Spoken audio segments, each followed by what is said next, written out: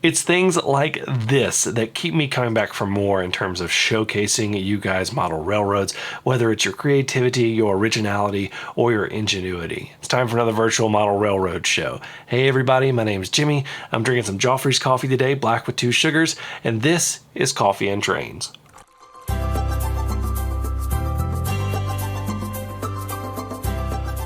This video is brought to you with support from my patrons on Patreon. These videos would not be possible without them, and if you'd like to join the Patreon community, you can follow the link in the description below and join for as little as $1 a month.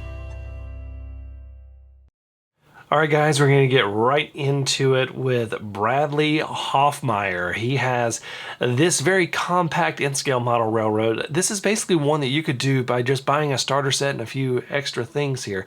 And I really love seeing these small model railroads. It's just showing you that to participate in this hobby, you don't need a ton of space. It looks like a lot of fun. Looks like he's really enjoying making this. He's got some nice houses, a church, a station. You saw a little Quonset hut with the bulldozer.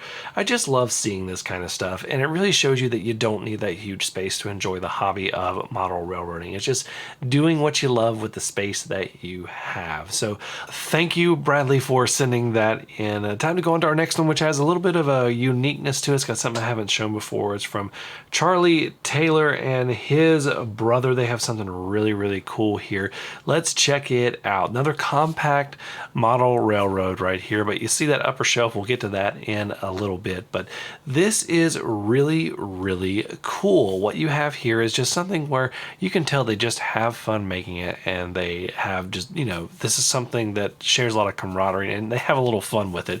You see the little Hummer sitting up there next to the building right there, and all the cows and all that. So just a little bit of uniqueness right there. And here's the other thing. Here's the little shelf. This is a little diorama. It looks kind of North Africa inspired, but I also see a modern tank up there. So a lot of cool things up there. You can also see the artillery piece right here. So they're really just kind of throwing a lot of elements in this, and this is really where model railroading shines, when you're just having fun and you're building these things. Here's another example of the little diorama up top. I really, really love it. Thank you so much for sending that in, Charlie. It looks really, really great. Let's get on to our next one, Robert Collins and his Z-scale layout. Got a few different photos here. You can see one thing about Z-scale is it can be harder to find buildings in Z-scale, and a lot of times you're having to make your own. So I think he's done a great job with these different buildings in Z-scale. I don't know if he's making them on his own or not, but either way, I think they look great. I love the cars that are parked there as well. I love the little beetles right there. And then he's also got a picture of one of the pieces of rolling stock that he has as well coming up. There it is right there. So a lot of cool stuff to show you. Z-scale is something that you really should explore if you're really tight on space and you still want a good size model railroad. So we're going to get into our last one, which is the thing that you saw in the thumbnail and at the beginning. But before we do that, I do want to talk about some of the coffees you guys are drinking. Mark L said that he is drinking Charleston Coffee Roasters Medium Roast, black as always. Sounds absolutely delicious. And let's see here. Brian Page, Model Train, says that he is drinking Black Rifle Coffee Company's Fit Fuel Black. Good to see you, Brian. Glad you're still hanging around out here. And Works For Me says that he's drinking Sweetwater's Donut Mill coffee today. So all of that sounds really, really good. Really, really loving that.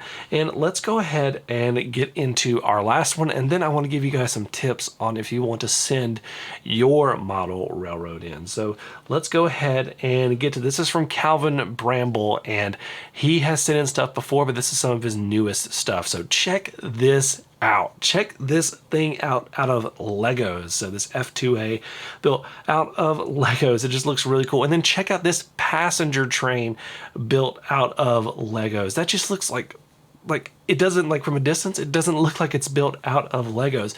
I absolutely love this. I really am considering doing some Lego trains. I just think they're a really, really cool mesh of two separate hobbies. And here's a picture of his train that he built running on his layout right there. So just really, really, really cool stuff going on here. And here's some more photos of the one that he built. And I love the paint scheme. I love the way that you can do this with the Legos, and it just looks phenomenal. I mean, I'm just so impressed by this. So thank you so much, Calvin, for sending all of that in.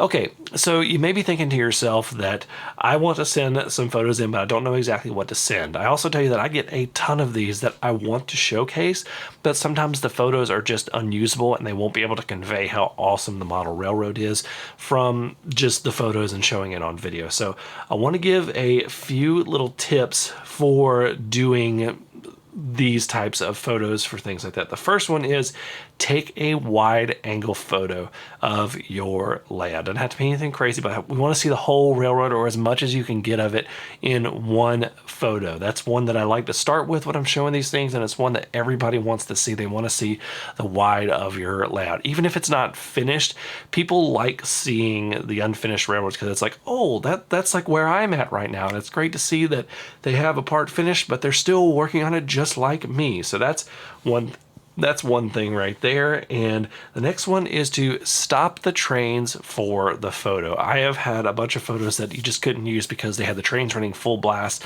and it was just a big blur that no one could see. And this is something that stop the trains. You can get the lights on if you have DCC, but don't worry about too much if it's DC, but stop the trains for the photo. And the last thing I want to say is nice, even lighting, even if it just means turning on your overhead lights or anything like that, or getting some work lights or something like that, or just if your railroad's mobile, moving it into a better spot, just have some nice, even lighting. These things will definitely help you when you are looking at doing all sorts of photos for this if you want to send those in. I do have an email below for sending those photos in, and I do want to say that it is still February, so American Heart Month, Heart for PCOS. Check out the link in the description below.